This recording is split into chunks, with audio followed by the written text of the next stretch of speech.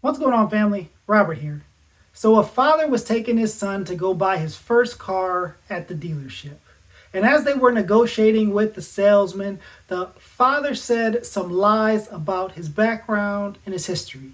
And the son knew that they were lies, and so as the conversation went on with the salesman, the lies had to grow bigger and bigger in order to account for the previous lies that were said. And at some point in time during the discussion, the father forgot some of the earlier lies that he had said, and the salesman called him out on it. Unfortunately, the father and the son didn't get the car that day, but I believe that story shows something, that there is foolishness associated with sin.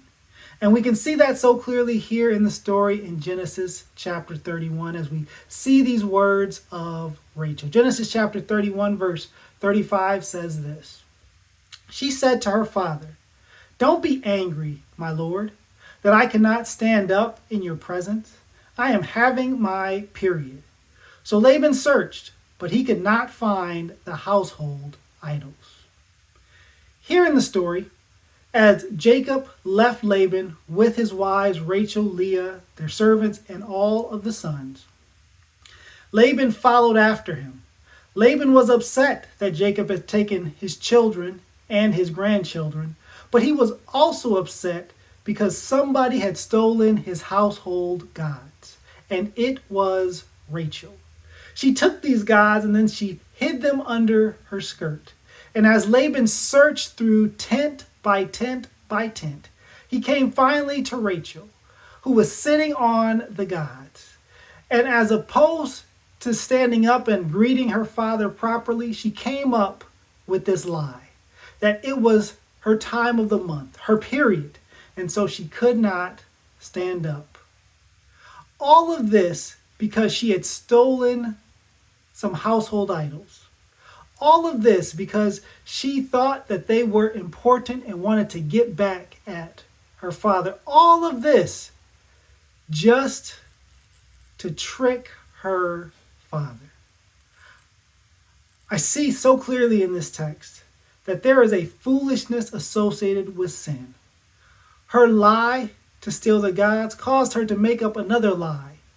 And it just continued on and on and on. What's interesting is that in the very next chapter, Jacob has them cleanse out all the false idols and gods in their tents and throw them all away, and he buried them. So she stole this for no reason. She lied for no reason. There is foolishness associated with sin.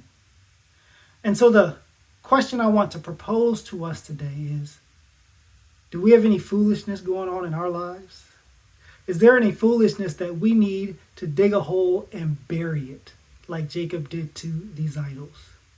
If there is, let me encourage you to seek the Lord and to ask him to remove those things that have you bound. Because, brothers and sisters, a little leaven leavens the whole lump.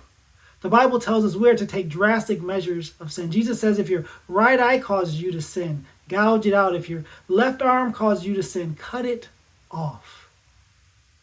So let me challenge you today that if there are some idols in your life that you're hiding under your skirt, your dress, in your pants pocket,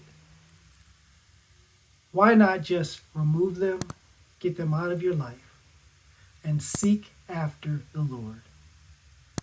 Because there is foolishness in sin. And this story shows it so clearly. So with that, let's pray.